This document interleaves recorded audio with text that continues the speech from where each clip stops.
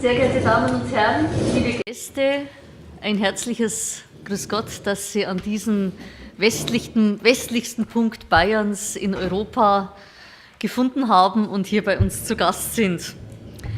Wir beschäftigen uns heute mit dem Thema Unternehmensnachfolge, der Schlüssel zum Fortbestand traditioneller kleiner und mittlerer Unternehmen im Alpenraum. Dieses Thema ist für Bayern ein sehr wichtiges Thema, denn die bayerische Wirtschaft ist stark mittelständisch geprägt. Ich beziehe mich jetzt auf Statistiken der deutschen Industrie- und Handelskammern. Die deutschen Industrie- und Handelskammern haben haben durchgängig Beratungen zur Nachfolge und notieren sich bei ihren Beratungen die Umstände, unter denen diese stattfinden. Ich habe hier einmal übernommen von der Kammerstatistik, wie viele Unternehmen einen Nachfolger suchen und wie viele potenzielle Nachfolger sich für ein Unternehmen interessieren. Sie sehen, dass gerade zur Hochzeit der Finanzkrise 2009, dann 10, 11 auch noch mit den Nachfolgen, die dunkelblauen Balken überwiegen. Das heißt, die Zahl derjenigen, die ein Unternehmen suchen, ist weitaus größer als die Zahl derjenigen, die ein Unternehmen übergeben möchten. Das ist auch dargestellt an dem Quotienten. Wenn der Quotient unter 0 ist, heißt es, die Nachfrage nach Unternehmen ist größer. Und wenn der Quotient positiv ist, dann heißt es, es gibt mehr Unternehmer, die einen Nachfolger suchen. Sie sehen, dass 2013 und 2014 der Quotient mittlerweile deutlich positiv ist. Wenn Sie in den besonders kapitalintensiven Bereich gewerblicher Unternehmen gehen, wird der Quotient noch viel größer sein. Es gibt 4- bis 5-mal so viel Nachfrage nach Nachfolgern als nach Unternehmen. Vorab möchte ich Ihnen sagen, dass die Nachfolge in Bayern politisch einen zentralen Agendapunkt darstellt. Dabei ist ein Kernansatz, dass wir die Nachfolger genauso behandeln wie Unternehmensgründer. Unternehmensgründer werden bei uns maximal gefördert.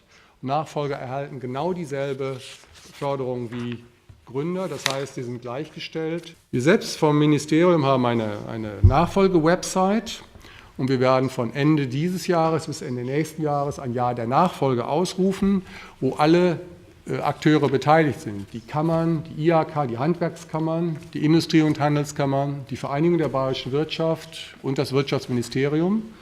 Uns geht es darum, sozusagen in einer konzertierten Aktion Aufmerksamkeit für dieses Thema zu wecken und dafür zu sorgen, dass Unternehmer sich früh genug um dieses Thema kümmern. Guten Morgen, herzlichen Dank für diese Einladung und grundsätzlich darf ich auch vielleicht zur Einleitung sagen, dass es mich sehr freut, dass auch im Rahmen eines grenzüberschreitenden Projekts diese Frage der Nachfolge in Betrieben angegangen und diskutiert wird. Sondern selbstverständlich gibt es schon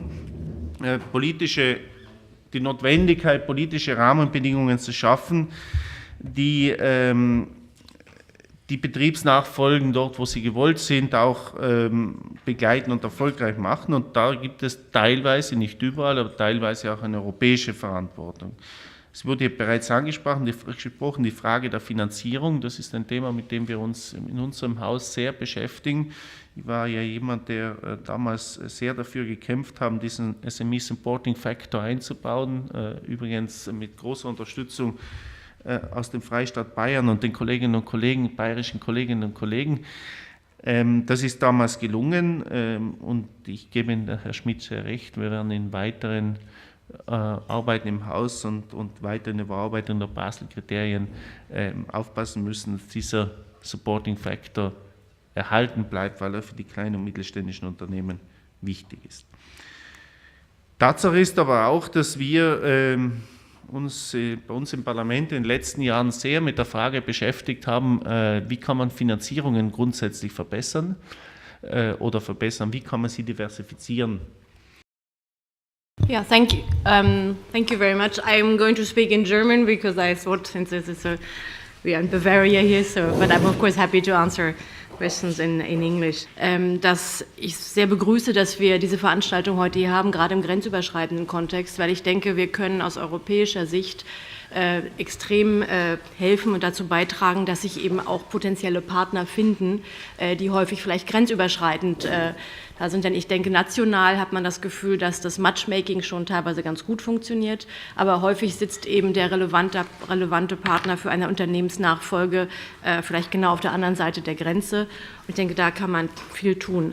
Im Zusammenhang mit COSME, also ich bin zuständig in der Kommission als Direktorin für dieses COSME-Programm und allgemein für KMU-Politik und jetzt auch für Startup-Politik. Und da würde ich auch gerne ein paar Dinge zu sagen, weil ich glaube, da sind die Verbindungen sehr interessant zwischen Startup auf der einen Seite und Unternehmensnachfolge auf der anderen. Und da haben wir eben sehr wichtige und auch erfolgreiche Finanzmittel für KMUs. Sie sprachen die Frage der zu starken Lastigkeit von Bankfinanzierung an. Das ist sicher richtig für KMUs. Wir haben aber hier die Möglichkeit, eben gerade durch diese Loan Guarantees KMUs einen Kredit zu ermöglichen, da eben teilweise sogar nur der risikoreichste Teil des Risikos sozusagen abgedeckt wird und dadurch die Banken eben in der Lage sind, einem Unternehmen einen Kredit zu geben, den sie dem Unternehmen sonst nicht geben würden. Und da haben wir vor allen Dingen eben wichtig, auch gerade aus regionaler Sicht und um zu sehen, dass Europa eben auch, sagen wir mal, in ganz auch kleinen Bereichen hilft, dass wir eben auch diese kleineren Tickets abdecken. Wenn Sie keinen attraktiven ländlichen Raum haben, dann haben Sie für die Nachfolgeregelung, ob innerfamiliär oder außerfamiliär, ganz erhebliche Probleme. Das betrifft einmal den persönlichen Teil, den privaten und dann den betrieblichen.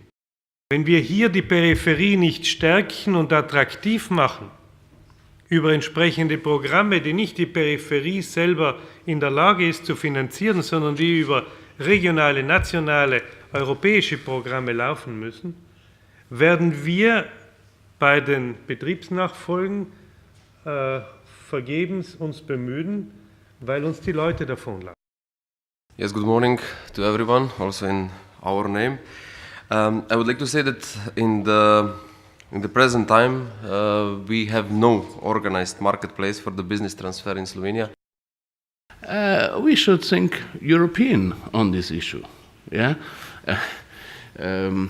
because cross-border is an option as well, and other tools how to find successors for companies. And I think that is especially something European Union should strengthen, especially with money as well, to organize cross-border activities, cross-border networks, cross-border possibilities to deliver services to those who are trying to find a successor or those who want to become entrepreneur but didn't have the chance that their parents or the grandparents have already built one up.